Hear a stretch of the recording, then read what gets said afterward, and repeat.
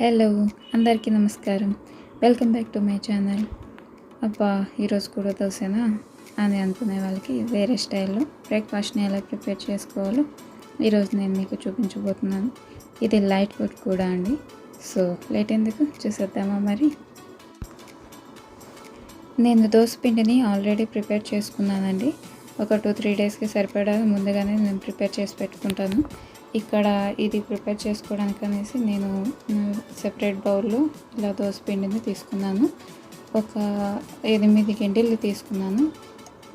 ఈజీగా ఇది 3 మెంబర్స్కి సరిపోతుంది. ఇది కొంచెం జారుగా ఉండాలండి. మనం దోశ ఎలా అయితే పోసుకుంటామో అదే కన్సిస్టెన్సీ. ఇందులో 1/2 టీ స్పూన్ పసుపు, రుచికి సరిపడా సాల్ట్ తీసుకోవాలి. కొంచెం పచ్చిమిరపకాయలు ఫైన్లీ చాప్ అండ్ కరివేపాకు కూడా కొంచెం వేసుకోవాలి. 3 తీసుకున్నాను, సరిపోతుంది, ఎక్కువ అవసరం లేదు. ఇలా చిన్న చిన్న పీసెస్గా కట్ చేసి వేసుకోండి. 1 కప్ ఆనియన్ చిన్న చిన్న ముక్కలుగా కట్ చేసినవి,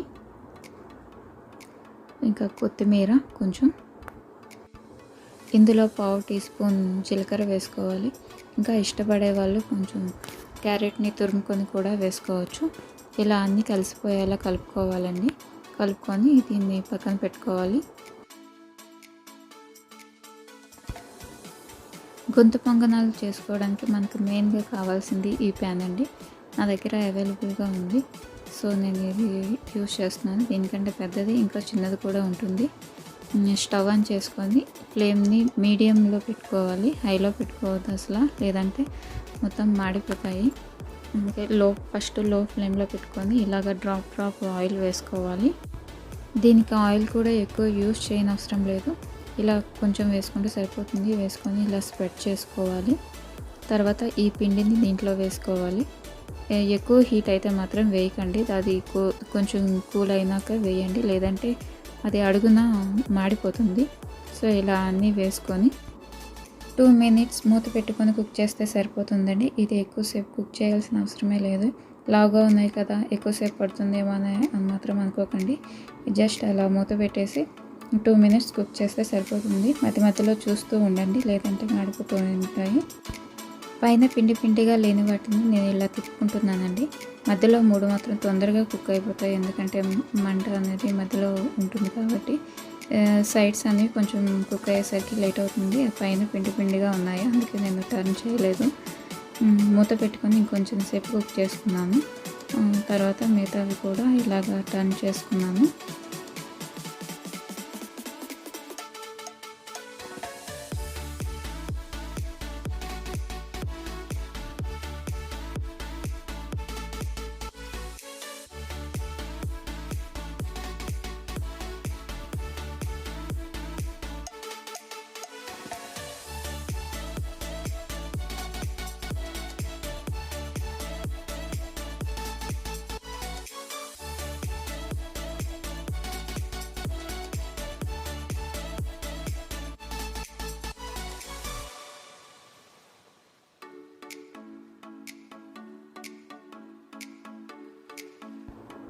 అంతే అండి, మన గొంతు పొంగనాలు రెడీ అయిపోయాయి.